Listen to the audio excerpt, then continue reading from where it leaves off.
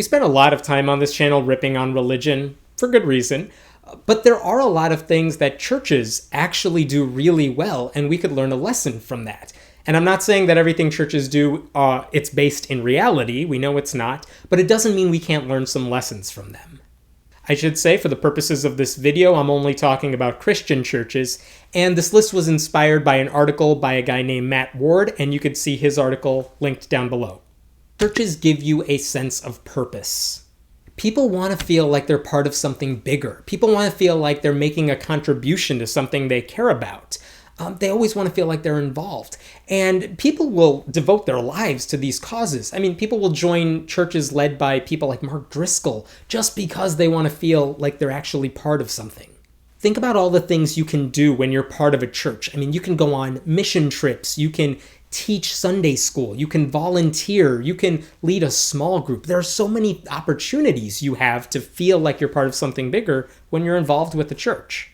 So as atheists, how can we make people feel important? How can we help these people that lose their faith in God, but just need some other thing to help them out, some sort of community there? That's why I support local groups and campus groups so much, because they are perfect. They're not for everybody, but they help so many people. You know, I've heard a lot of complaints about the so-called atheist church that's been going, even worldwide, but I don't really have a lot of complaints about it, because even if it's not for me, there's a lot of people who see that and say, you know what, I don't believe in God, but what a perfect transition for me to finally leave my religious church for good. Churches make rules that you have to follow. This seems like a weird one to have on the list because, rules are supposed to be bad, right? And we all know all the things churches tell you you're not supposed to do. Don't have sex before marriage. Don't listen to what your science teacher says. Don't be gay. All the 7 deadly sins. You have to tithe. We all know the list of things you're supposed to do and not do, and we kind of laugh at it.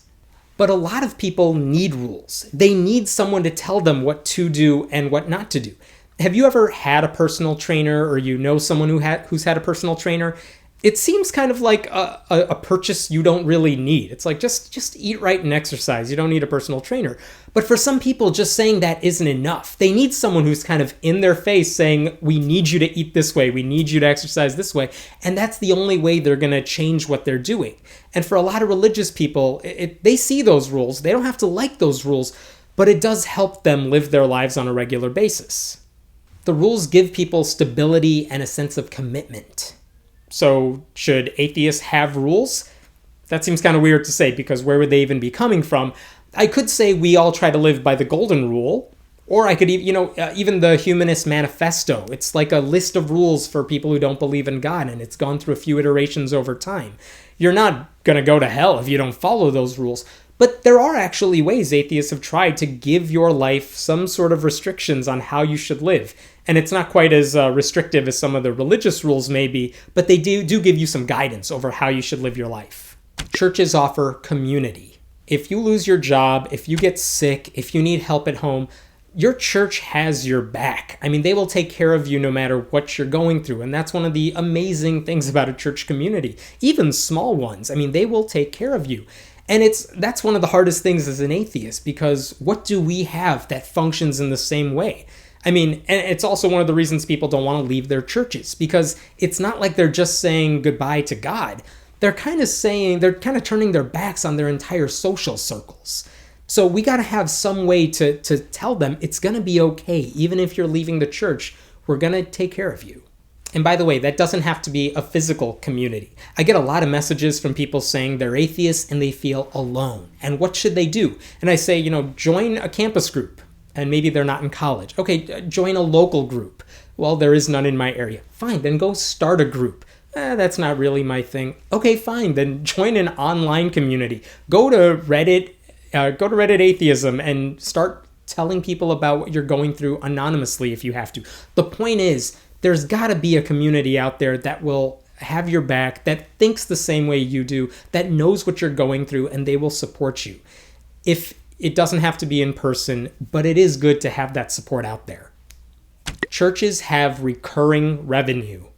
This is one of the things we know churches do well. They make you feel really obligated to give them money week after week. And on a business level, it's kind of smart because it means they can budget well into the future because they know roughly how much they're going to make every week. That stability matters.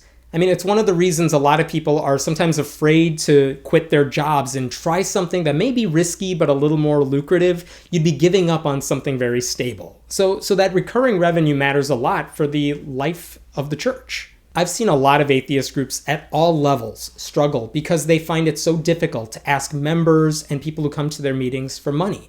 And I understand that. I mean, it's a very unnatural thing to do, to ask other people for money. But sometimes it really is necessary.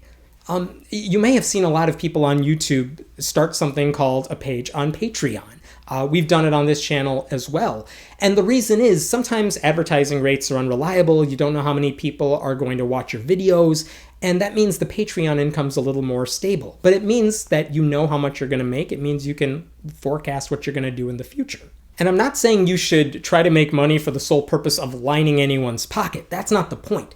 But if you're offering something of substance to people, why not ask the people who are benefiting from that to give you some support? So if you're an atheist group, this is where you really have to learn a lesson from the church. Are you providing something of value to the people who come week after week? Are you bringing in really compelling speakers? Are you providing food for people week after week? Are you running charity drives that people feel really proud to be a part of? If you're doing those things, as I know a lot of groups do, don't feel bad about asking people who come visit you every time for some support. Churches know how to do that, and they definitely don't feel bad about it. We shouldn't feel bad about it either. Churches offer eternal value. And this is one of the strongest things churches do, and it's a lie. They make you believe you will live forever in spirit. They give your life some meaning, even when, the alternative might be pretty depressing. I mean, it's a pretty powerful thing to dangle a carrot in front of people saying, heaven awaits you if you do a certain list of things. If you, start believing in Jesus' divinity, if you do good things in your life, you have a great afterlife waiting for you. Can atheists replicate that?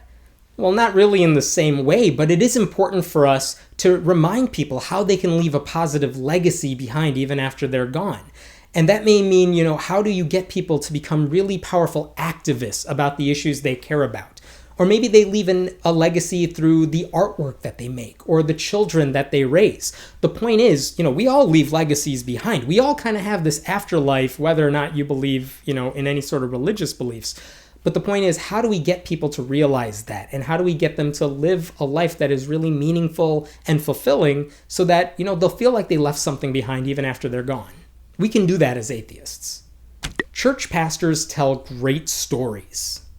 I can't stress this enough. I have been to so many churches. Honestly, I've been to so many churches, and I've seen a lot of really great pastors.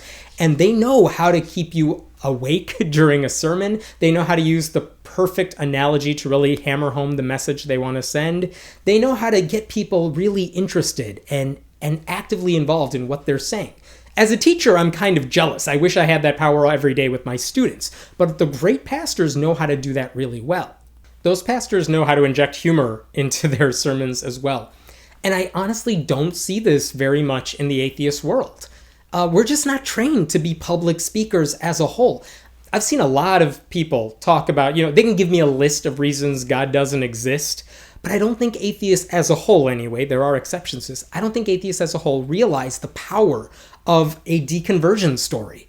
A lot of people, if you read the new atheist books, for a lot of people, they're so robotic. They're just like, okay, God doesn't exist for this reason and that.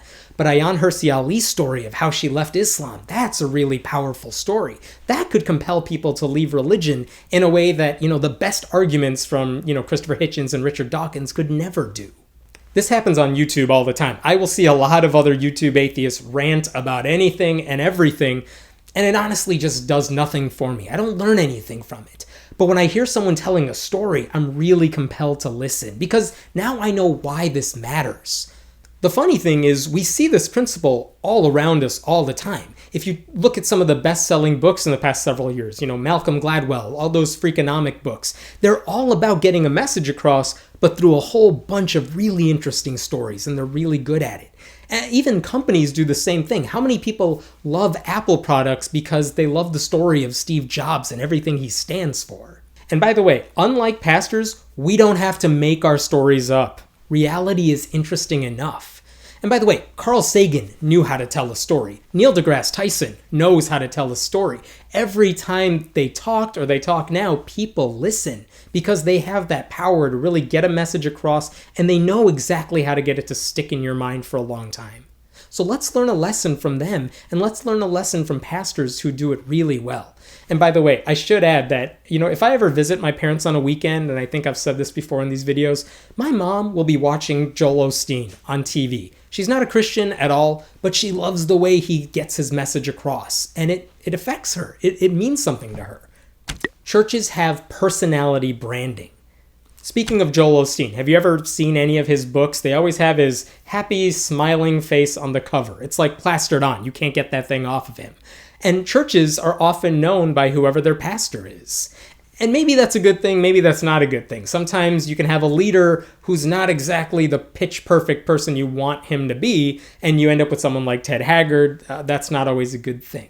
Sometimes it's just easier to connect with a person rather than an abstract idea. I mean, how many people in 2008 voted for Barack Obama because they loved everything he stood for, even if on any other occasion they could care less about politics, they could care less about the Democratic Party. Sometimes it's important to have that face of atheism out there rather than just think that, if I just give you some good arguments for why you shouldn't believe in God, that'll do the trick. No, that's not going to do the trick for everybody. The messenger matters. We know atheism has a stigma. But sometimes if you know someone, you like someone, you trust someone who happens to be an atheist, you may be more likely to follow what they do. I mean, think about this. Daniel Radcliffe, who played Harry Potter, and Ricky Gervais, who started The Office, they're both outspoken atheists. They say as much in interviews everywhere. And they may have convinced more people to become atheists or to question their faith than anything, Sam Harris might have ever done. Because you just like them when you see them, and the messenger makes a difference. I know we're atheists, I know we like to rely on our arguments and the logic, but we have to realize it's not like Christians are walking around saying, this is why God exists. There are only a handful of people that do that. They have a separate genre. They're called apologists. But for most people, it's like, Pastor Rick Warren, Pastor Joel Osteen. I like those guys. I like what they say, and I want to be on their team. Well, guess what? If you want to get people into that fold, that atheism fold, sometimes it helps having someone you can latch onto who can help guide you in that direction. Personalities matter. And by the way, all of you watching this video, you're all ambassadors for atheism, whether you like it or not. So just remember that. And I'm not saying everyone has to be this happy, smiling, friendly atheist. You can sometimes be effective and be very blunt and very much aggressive. But keep that in mind when you're talking to someone. If you're trying to convince them to not believe in God, some people are only going to respond in certain ways, and you should at least think about that. Churches know how to handle fear. There are so many things in our life that we all dread, whether it's the death of a loved one, whether it's our own impending death. What if we lose a job or just have a loved one who's very sick? I mean, churches know that you are upset and you are scared a lot of the time, and they know exactly what they have to do to help you out in those stressful situations. So how do we as atheists respond to those same situations? As atheists, we don't want to rely on false hope, which is a lot of what religion offers. We don't want to rely on that. We want something tangible and immediate. And that means we got to provide resources for people who are dealing with those tough times. I got to say, right now, there really aren't that many ways to learn about how to deal with those difficult situations if you're an atheist. They're starting to appear. There's a great website called griefbeyondbelief.org that helps people deal with the death of a loved one. That's a fantastic resource. But we need more of that. We need people who have been through some really traumatic times who are willing to put themselves out there and say, look, I've been through this. I went through a breakup. I lost a child. And let me tell you what it was like for me. And let me tell you how I got through it. Help the people who are going to be dealing with the same problems after you've already gone through them. Christians know how to do that. They have been doing that for so many decades now, and they've mastered it. We got to follow suit. We got to help people deal with the worst moments of their life. Churches are good at outreach. Between mission trips and greeters at the front door of the church and having people preach to you on the streets, Christians know how to get their message across.